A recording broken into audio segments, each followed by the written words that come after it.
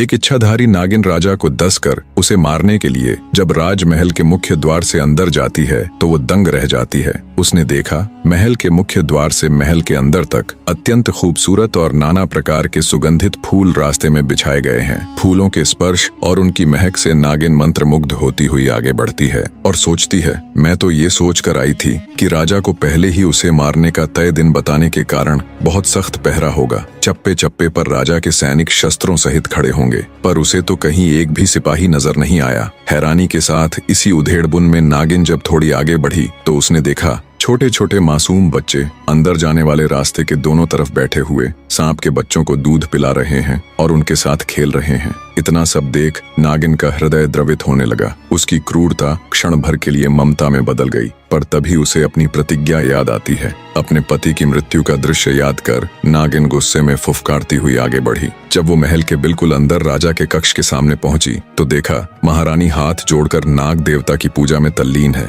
महारानी को जब नागिन के आने का एहसास हुआ तो वो हाथ जोड़कर नागिन के सामने खड़ी हो जाती है और आंखों में अश्रु लिए नागिन से कहती है, आओ नागिन देवी, आपका स्वागत है। उम्मीद है आपको यहाँ तक आने में किसी प्रकार की तकलीफ नहीं हुई होगी। हे नागिन देवी, मैं भली भांति परिचित हूँ कि आप यहाँ किस उद्देश्य से आई हैं। मेरे पति से अनजाने में ही सही, पर हुआ तो बहुत बड़ा अपराध है, इसलिए मैं आपको उन्हें डसने से बिल्कुल भी नहीं रोकूंगी। पर मेरी आपसे एक गुजारिश है, आप मेरे पति को डस कर उनके प्राण हरे, उससे पहले आप मुझे भी डस लें। मैं एक पतिव्रता स्त्री हूँ, मैं ये कदापि नहीं देख सकती कि मेरे जीते जी मेरे पति को कुछ भी हो जाए। इतनी कहानी कह दैत्य दंभिकासुर राजा विक्रमादित्य से पूछते हैं, बताओ विक्रमादित्य, क्या वो नागिन राजा को डसकर अपने मरे हुए पति की खाई हुई कसम पूरी कर अपनी प्रतिज्ञा निभाएगी या नहीं? दोस्तों, कहानी में आगे बढ़ने से पहले और राजा विक्रमादित्य का जवाब सुनने से पहले ये सवाल आप सबके लिए भी है। दैत्य दंभिकासुर के प्रश्न का जवाब देते हुए राजा विक्रमादित्य बोले,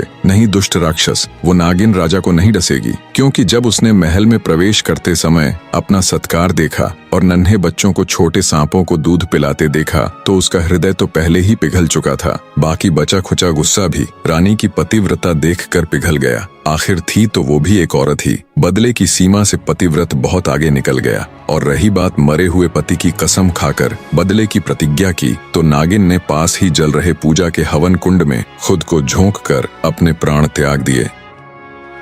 अब न वो जिंदा रहेगी और न उसे अपनी प्रतिज्ञा पूरी करनी पड़ेगी। विक्रमादित्य का जवाब सुन दैत्य दंभिकासुर निराश होते हुए बोला, तुमने ठीक कहा, तुम वाकई में बहुत बुद्धिमान हो राजा विक्रमादित्य, पर अभी भी मेरे 4 सवाल बाकी हैं। एक उम्मीद के साथ कि राजा विक्रमादित्य कहीं तो उसके सवालों में उलझेंगे, अपनी अगली गुत्थी कहना आरंभ करता है। सुनो राजा,